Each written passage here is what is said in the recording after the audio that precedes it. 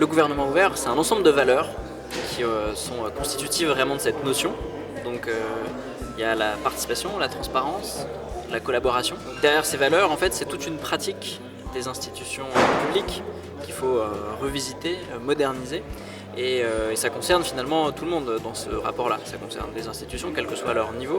Ça concerne les entreprises qui peuvent travailler avec elles, des associations qui veulent s'engager. Et évidemment, au premier chef, le citoyen qui, lui, doit se réapproprier aussi un certain nombre d'informations qui sont du coup communiquées par les acteurs publics. Et du coup, c'est une nouvelle manière d'interagir et d'approfondir la démocratie. Du coup, c'est un certain nombre de pratiques à mettre en place, d'outils à développer pour l'accompagner. Et voilà, c'est ce qu'on retrouve dans toutes les démarches open source qu'on essaie de diffuser, de créer, de développer, de véhiculer ici à Open Democracy Now. C'est que c'est un gouvernement où chacun est représenté à son niveau de légitimité, de compétence et d'action. Et donc où il n'y a pas de mainmise par le pouvoir central sur le pouvoir périphérique.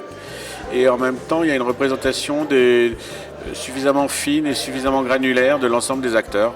Et plus particulièrement des acteurs qui ont envie de faire des choses. Il faut faire attention à ce que le pouvoir central ne confisque pas, ne monopolise pas, ne manipule pas trop le pouvoir et la représentativité des citoyens.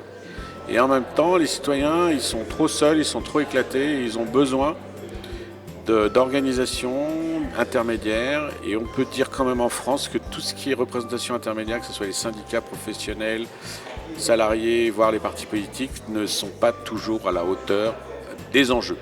Alors pour moi, le gouvernement ouvert, c'est quelque chose que j'imagine passer par Internet.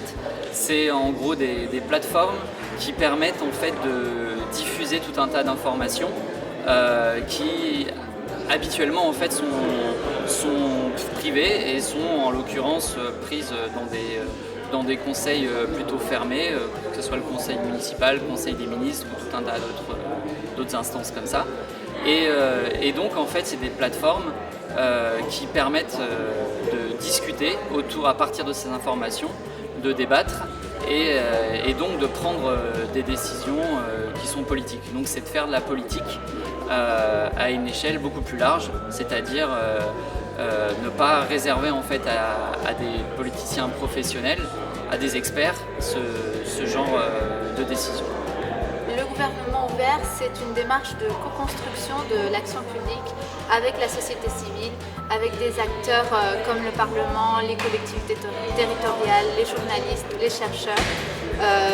Pour la France, le numérique est au centre du gouvernement ouvert. C'est pour ça qu'on appuie ce hackathon. C'est pour ça que nous poussons une réflexion sur les outils et sur comment ceci peut s'inscrire dans une démarche de collaboration avec le reste des acteurs.